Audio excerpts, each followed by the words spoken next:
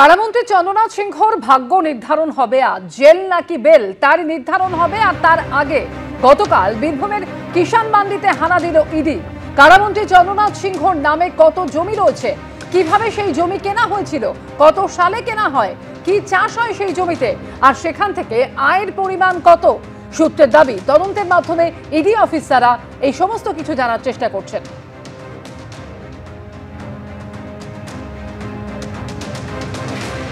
আদালতে মন্ত্রী চন্দ্রনাথ সিনহার ভাগ্য নির্ধারণের মাত্র 24 ঘন্টা আগে ইডির ম্যারাথন তল্লাশি অভিযান।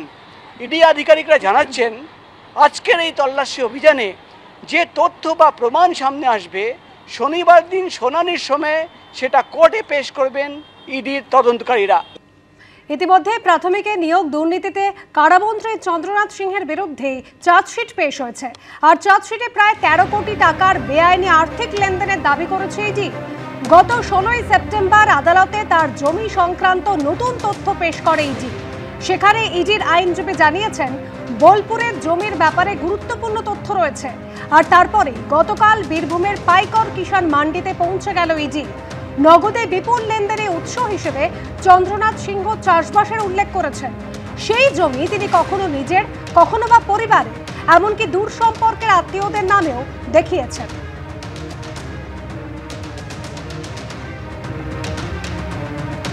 চার্জশিটে প্রায় 13 কোটি টাকার বেআইনি আর্থিক লেনদেনের দাবি করেছে এনফোর্সমেন্ট ডিরেক্টরেট।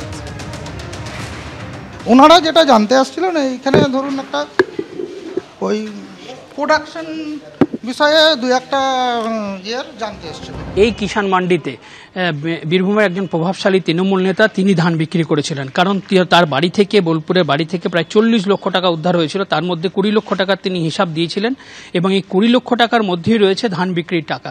এর জন্য যিনি এই মোরারই 2 নম্বর ব্লকের যিনি কৃষি আধিকারিক, তাকে গত 1 সপ্তাহ আগে চিঠি দিয়েছিল ইডির তরফ থেকে। একটা চিঠি দেওয়া হয়, চিঠি দিয়ে সেখানে জানতে চাওয়া হয় যে এই যে নেতা, তার যে জমি রয়েছে সেখান থেকে কত ধান উৎপন্ন হয়েছে, সে তার হিসাব চাওয়া হয়েছিল।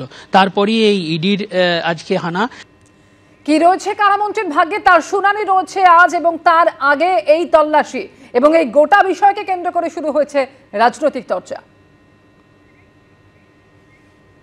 একা চন্দ্রনাথের সিনার বাড়িতেই চন্দ্রোদয় হয়েছে এরকম মনে করার কোনো কারণ নেই। কোন কোন জায়গায় সূর্যোদয় হয়েছে। মানুষ চাইছে সেই বাড়িগুলোতে ইডি পৌঁছক সেটা দেখতে।